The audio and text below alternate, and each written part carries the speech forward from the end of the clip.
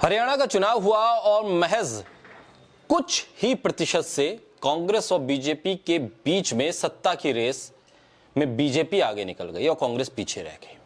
पूरा माहौल कांग्रेस के पक्ष में बताया गया, मुद्दे कांग्रेस के पक्ष में थे, बीजेपी के खिलाफ माहौल था, जनता दिख रही थी। तमाम सर्वे ये कह रहे थे इस बार बीजेपी की वापसी तो नहीं हो रही, और बीजेपी के नेता भी यही मान रहे थे। तभी तो दल बदल करके कांग्रेस का रास्ता खोल रहे थे कि आ गए कांग्रेस में तो सत्ता के करीब रहेंगे। लेकिन जब रिजल्ट आया तो हर कोई चौंक गया ये देखकर कि कैसे बीजेपी ने तीसरी बार हरियाणा में सत्ता हासिल की। लेकिन सबसे ज्यादा किसी बात को लेकर लोग हैरान हुए, परेशान हुए और भौचक्के रह गए, वो था वोटिंग प्रतिशत। वो था मतदान के दिन खुलने वाली ईवीएम की बैटरी का प्रतिशत। वो था वोट जितने पड़े नहीं उससे ज्यादा गिने जाने की संख्या। इससे लोग ज्यादा हैरान थे, ज्यादा परेशान थे। वोट फॉर डेमोक्रेसी के फाउंडर डॉक्टर प्यारेलाल गर्ग, उन्होंने हरियाणा चुनाव को लेकर एक बेहद ही सनसनीखेज खुलासा कर दिया।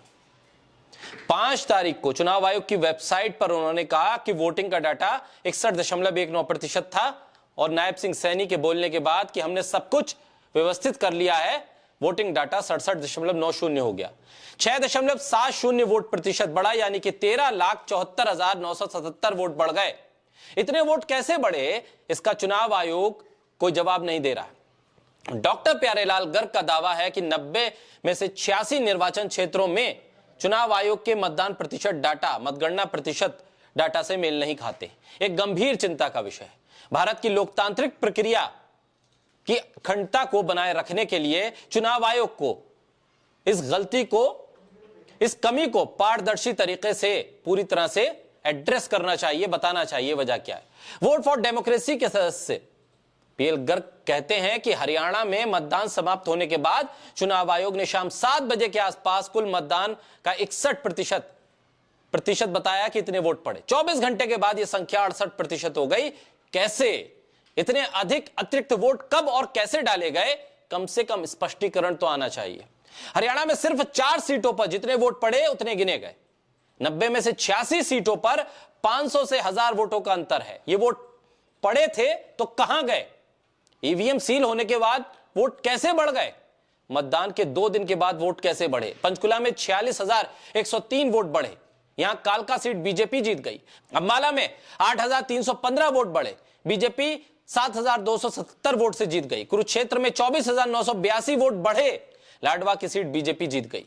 इसी तरह से इलेक्शन कमीशन ने 23 सीटों पर मतदान प्रतिशत में हेरफेर करके बीजेपी को सीटें दे दी, ऐसे आरोप विपक्ष लगा रहा है। लोकसभा चुनाव के पहले चरण की वोटिंग 19 अप्रैल को हुई। शाम 7 बजे आयोग ने कहा कि 60% से अधिक वोट पड़े।